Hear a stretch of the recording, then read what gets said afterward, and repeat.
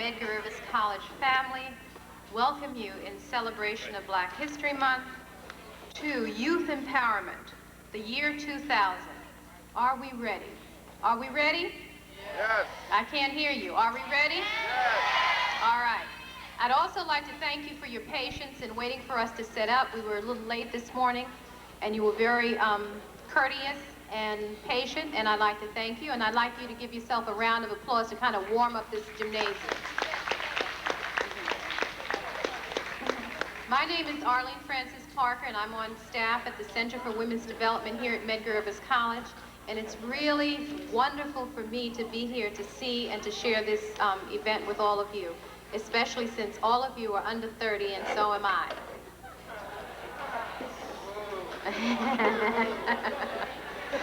Anyhow, our first session is going to be very provocative. We hope that you will listen carefully to what the panelists have to share with you and that you formulate questions. I do believe that you will have an opportunity to ask questions. Of course, we're running a little late, so we're going to try to get right to it. And if you have questions, please assert yourself, stand up, identify who you are, address the panelists, and say, this is the question I'd like to ask, okay? So we're going to get started. But before we get started, I just want to introduce the panelists to you and tell you a little bit about what session 1 is going to cover. Excuse me. Session 1 is going to address the issues that impact on family and the health of families in our communities. The theme is called Rites of Passage. And within that theme, there are some other concerns. The concerns around teenage pregnancy, teen fatherhood, parenting, interpersonal relationships, the state of our wellness both physically, spiritually, and mentally, things that impact on our community and have devastating effects on us in terms of our health, such as AIDS, the drug abuse and drug epidemic, nutrition. I'm sure many of you are concerned about your nutrition as I see young people going to school eating potato chips and drinking those nasty little 25-cent juices that turn your insides green. So we're going to be talking about nutrition. The impact of social and economic issues, manhood, womanhood training.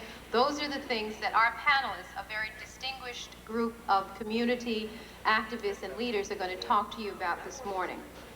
I'm going to introduce the panelists, and I'm going to start with Dr. Abdullah Atta Senya, who is going to join me at the podium right now before we begin session 1. Dr. Atta Senya represents the Mayor's Office of African American and Caribbean Affairs, and he's going to set the tone for today's symposium by presenting a proclamation on behalf of the Honorable David Dinkins. Thank you, Ms. Parker. Good morning. Good morning. Very glad to be here this morning. And on behalf of the mayor, I'd like to read the following proclamation regarding African American History Month. Proclamation. Whereas African American History Month is celebrated throughout our nation each February. This observance was founded by the renowned scholar and historian Carter G. Woodson through the Association for the Study of African American Life and History on February 7, 1926. And whereas during African American History Month, we study and document contributions and achievements of African Americans throughout our country's history in all disciplines and fields, including medicine, education, business, science, sports, the humanities, and the arts. African Americans have played an integral role in shaping the history of our city and the history of our nation. And whereas African Americans have built strong community, religious, cultural, and educational institutions that continue to sustain, educate, and encourage people of all ages. And whereas African American history is a time of reaffirmation as well as a time of celebration. It is a time to reflect on the progress that has been made and on the inequalities that remain. It is a time to encourage people of all ethnic backgrounds to realize their potential to produce, to invent, to achieve, and to excel. Now, therefore, I, David Dinkins, Mayor of the City of New York, in recognition of the important role of African Americans in the gorgeous mosaic that is our city, do hereby proclaim the month of February 1991 in the City of New York as African American History Month. Thank you.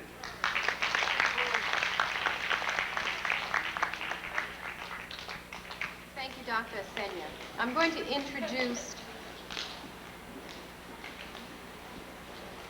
introduce the moderator for this morning's first session. She is, and let me get her name right, Malika Lomas, who is with Yahweh. She is going to serve as the moderator, and I'd like to introduce her and have her come to the podium right now. Sister Malika.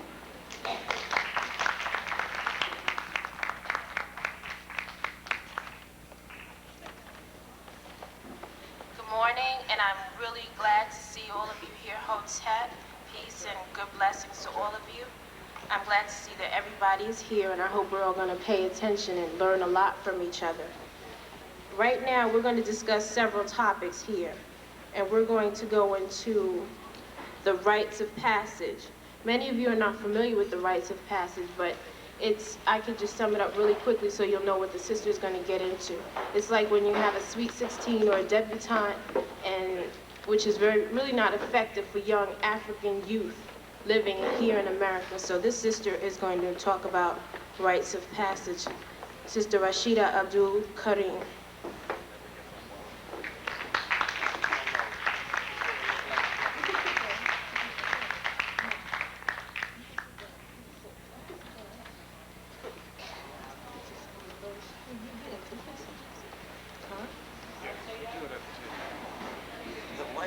Yeah, do it. All right.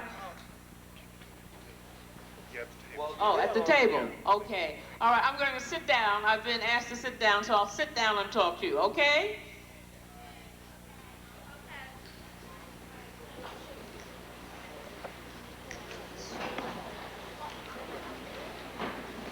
Great. Brothers and sisters, can you hear me? No. It'll be on. There it is. It'll be on. They'll be on. Yeah, it's on. Is this better? Just turn. He'll fix it. Is this better? Yes. Okay. First of all, I'd like to say Assalamu alaikum. Peace. Good morning. I'm glad to see all of you beautiful brothers and sisters here. I really hadn't expected to start off with rites of passage, but let's get right down to it. Medgar Evers has offered us the opportunity to talk to you about something very, very important. You, the youth, the young people are the most important resource that any people have. And whenever a group of people feel strongly about their youth, they prepare them not only for survival, but they prepare them for success. Now, how many of us have heard of rites of passage? All right, not too many of us. I'm going to give you some information about rites of passage. Most of us have heard or seen the movie Rites. And in the movie Rites, the young man, Kunta Kinte, went through a preparation period called Rites of Passage. This Rites of Passage program that took place hundreds of years ago was the responsibility of the elders of the community, the village council, the parents, the mothers and fathers.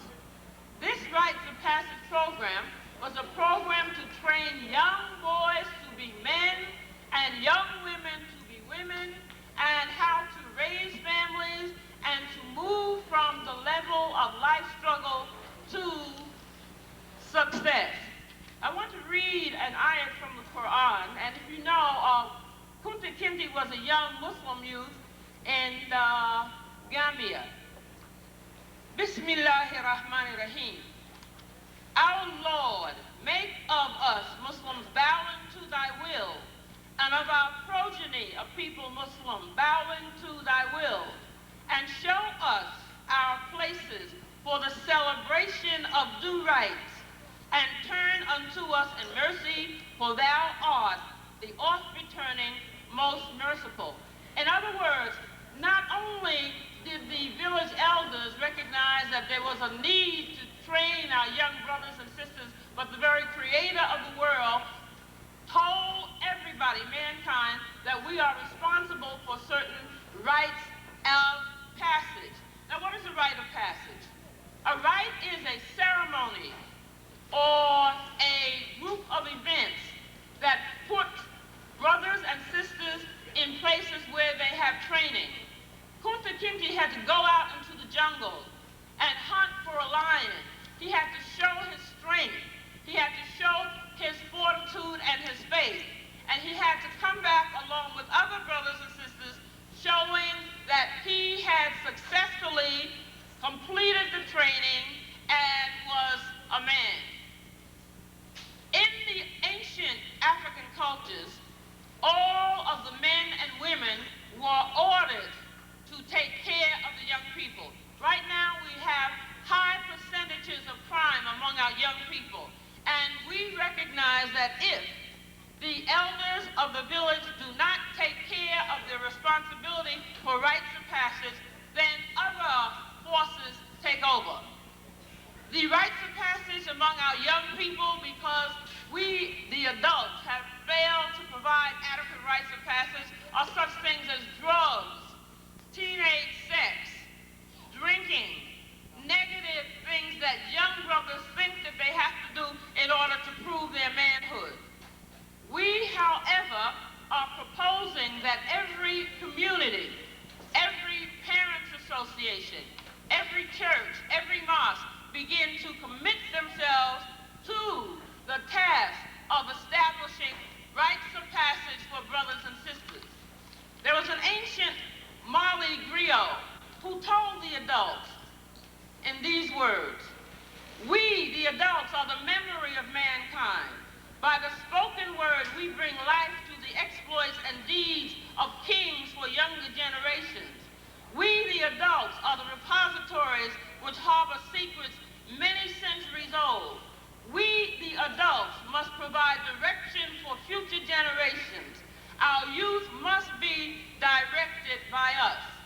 And so in New York City, in Chicago, and other places, there have been groups of parents, groups of people from churches, groups of teachers who are addressing the task of organizing rites of passage training for young people. I was a member of a group of parents who did such a thing for young Muslim children who went through a preparation of approximately a year. And at the end of that year, they were ready to accept the responsibilities of adulthood. It appears that we are going back to the reality that rites of passage is very, very necessary for not only the community, but for young people. Let us look at some of the statistics which show us why our young people need a rites of passage program. The statistics are chilling. We know that in the African American and Latino communities, the percentage of high school and junior high school dropouts is appalling. In Newark, New Jersey, on the 21st of April, there will be a group of people talking about the crime and how it has impacted on the African American male. This crime can be prevented, in our opinion, if we have rites of passage intervention by the brothers and sisters who are living in the village community, who are living in the town, who are living in the areas, and who care about the young people. As I said before, the statistics are very chilling. Not only is there an increase in the rate of pregnancy, but there has been a proportionate number of increase in the dropout rates of young brothers, particularly. Young sisters and brothers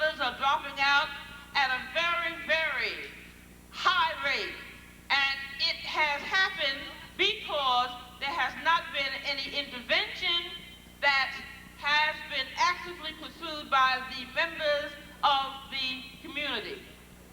Because of the high rate of crime, we talk about black on black crime. Where are those who intervene to stop these high rates? Rites of passage is imperative. Rites of passage should be initiated immediately. Rites of passage has to be the right of the young people and the responsibility of the adults. I propose that we develop a holistic educational experience with the participation of teachers and students.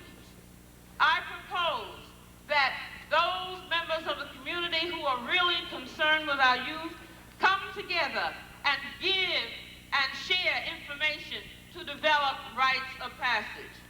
I also propose that this rites of passage mandate be implemented by mosques, churches, schools, institutions, and interested adults who know that we can save our children by implementing the rites of passage. The gang activity that young people participate in is an alternate kind of rites of passage because we have no programs going. If we look back to the days of slavery where we were on plantations, the reasons why we were able to survive was because the adults of that plantation community were interested in all of the children. We were battered and bruised, maltreated, misused, despised, ostracized, but we have been survivors because of the adults and their intervention in the Rites of Passage program. I understand that I'm limited to just 10 minutes, and so I will close out and say to the adults especially that we must begin to organize, we must begin to mobilize, we must begin to create and intervene by getting information about rites of passage programs. Right now there are several. At the end of the program, when you have questions, we will talk about the procedure, exactly what happens in a rites of passage program. Thank you. Hello? Okay. Thank you, Sister Leah Kareem. The reason why I started off with rites of passage is because, you know, all of you out here, y'all don't know how to be men and women yet. And to be men and women, you have to go through rites of passage. Because when you get older, you're going to have a family. And you have to go through something to teach you how to have a family. You don't know how to take care of yourselves right now because you haven't been trained, most of you. So you have to go through something called the rites of passage to learn these things. You have to learn how to be a father. You have to learn how to be a woman. Because you're not having babies and sex, that's not how to be a woman. You have to learn how to be a woman. It's funny, huh? Because I said the sex word, but all of y'all must have heard it somewhere along the line. It's not cute, and the flirtation is that, you know, you have to learn your rites of passage before you can be a woman. And as far as women and men, you will eventually have a family. And in the family aspect of it, I'd like to introduce Sister Lisa Strickland, Mrs. Strickland, and she's from an organization called the Warriors. Thank you.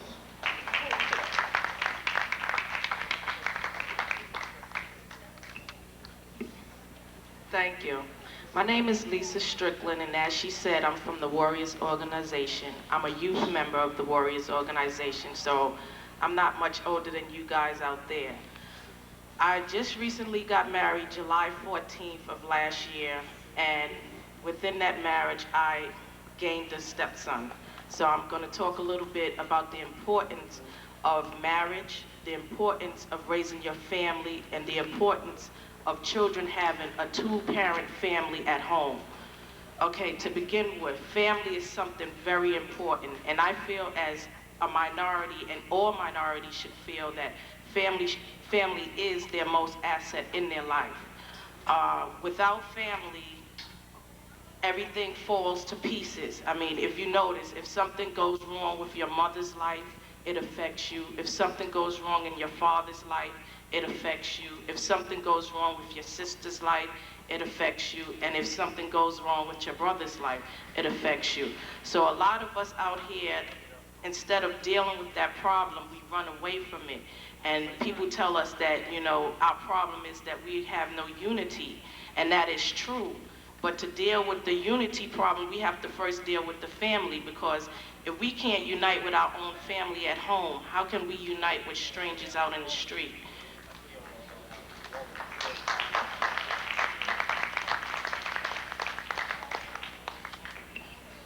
Sorry, just a minute.